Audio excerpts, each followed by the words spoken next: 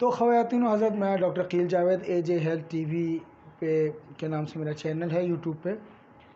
तो आज का जो टॉपिक हमने रखा हुआ है वो आप थंबनेल में देख चुके हैं कि स्वेलिंग ऑफ फेस, यानी कि चेहरे की अगर स्वेलिंग हो तो इसकी पॉसिबल रीज़न्स क्या हैं, इसकी ज़ाहिर है होम्योपैथिक मेडिसिन कौन सी होंगी। तो इस प्रोग्राम को हम आगे लेके चलते हैं।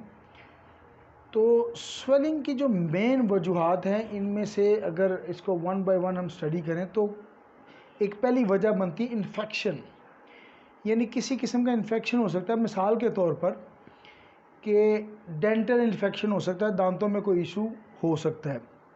तो अगर दांतों में कोई मसला है तो उसका रिएक्शन चेहरे की तरफ जाता है और स्वेलिंग बड़ी प्रोमिनेंट होती है। तो ये एक वजह हो सकती है। दूसरी वजह, जो अगर हम इसी कैटेगरीज़ को देखें इन्फेक्शंस की, तो सलाइवरी ग्लैंड्स का इशू हो सकता है। उसमें अगर कोई प्रॉब्लम हो, ये जो थूक बनाने वाले ग्लैंड्स हैं जो सलाइवा बनाते हैं, इनमें अगर इशू हो तो उसकी वजह से भी हो सकता है। तीसरी वजह मतलब स्किन की अगर कोई इन्फेक्शन हो तो उसमें मतलब ये हो सकता है।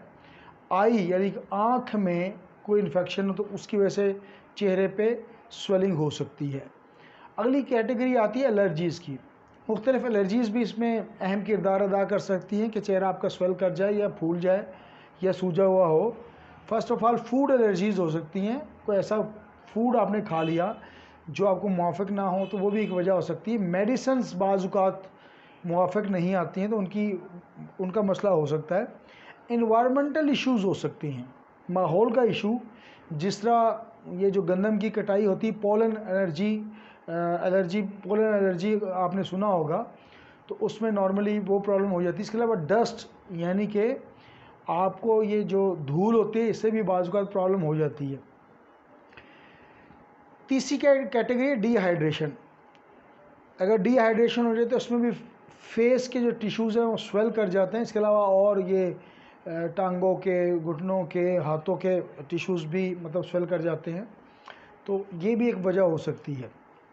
अच्छा, अब हम इसको थोड़ा सा और देखते हैं कि इन्फ्लेमेशन भी एक, अगर ट्रॉमा, कोई मसला हो जाए, कोई हादसा हो जाए, कोई ट्रॉमा हो जाए तो इन्फ्लेमेशन बन सकती है उस पर, चेहरे के ऊपर। नींद का अच्छी तरह ना आना, नींद में बेकायदगी भी इसकी एक वजह हो सकती है। आपने अक्सर देखा होगा कि जो लोग सोए उठते हुए चेहरा इतना फूला हुआ होता है और आप उधर कहता है यार क्या सोए हुए उठे हो। अल्कोहल, शराब नोशी, कसरत शराब नोशी भी एक मतलब इसकी वजह हो सकती है। मम्स, ये जो कनपेड़ है जिसे कहते हैं उर्दू में, इसमें इशू हो सकता है। आपने सुना होगा कुछ ग्लैंड होते हैं जो कि पार्टॉइड ग्लैंड कहलाते हैं। ये ग्लैंड जो होते हैं ये बेसिकली स्पिट जो है, जो सलाइवा है, वो बनाते हैं और चीक्स पे किरदार अदा करते हैं। तो अगर इसमें पैट्रॉइड में इशू हो जाए तो बाज़-औक़ात ये भी एक वजह हो सकती है स्वेलिंग की। थायराइड, ऑब्वियसली थायराइड ग्लैंड में इशू हो तो वो भी वजह हो सकती है।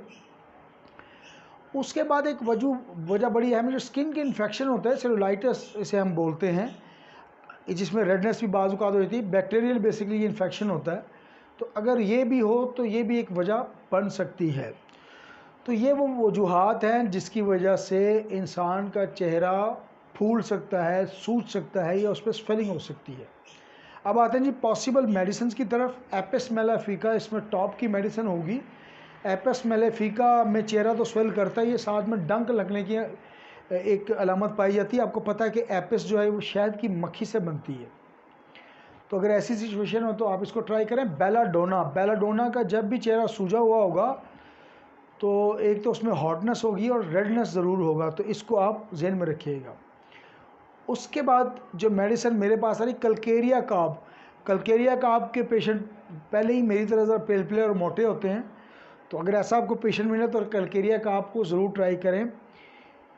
मर्क साल बहुत अच्छी मेडिसिन है। मर्क साल मुँह के जो अवारज़ हैं, मसूड़ों, दांत, इनमें कोई इन्फेक्शन हो, मुँह का कोई मसला हो, दाने हो, फिंसियाँ हो, फोड़े हो मुँह में और साथ चेहरा स्वेल कर जाए तो मर्क साल को कभी ना भूल लीजिएगा। रेस्टॉक्स उस सूरत में, ये जो मैं मेडिसिन बता रहा हूँ, चूँकि ये हार्ड केसेस हैं, एक्यूट केसेस, 30 पोटेंसीज़ में ये अच्छा काम करती हैं।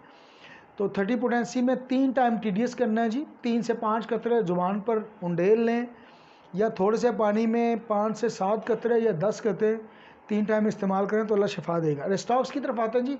आईलिड जी, जो पपोटे होते हैं आईलिड, ये भी सूज जाते हैं, तो इनमें इन्फेक्शन है, इनमें प्रॉब्लम होती है, इसकी वजह से चेहरा भी तमाम सूज जाता है। तो जहाँ पे कलकेरिया का अब सॉरी रेस्टॉक्स होगी तो उसकी ये अलामत होगी। आर्सेनिक एल्बम, आर्सेनिक 30 में यूज़ करवाइएगा। आईलिड का ये जो अपर पोर्शन है इसमें मसला हो तो चेहरा फूल जाता है।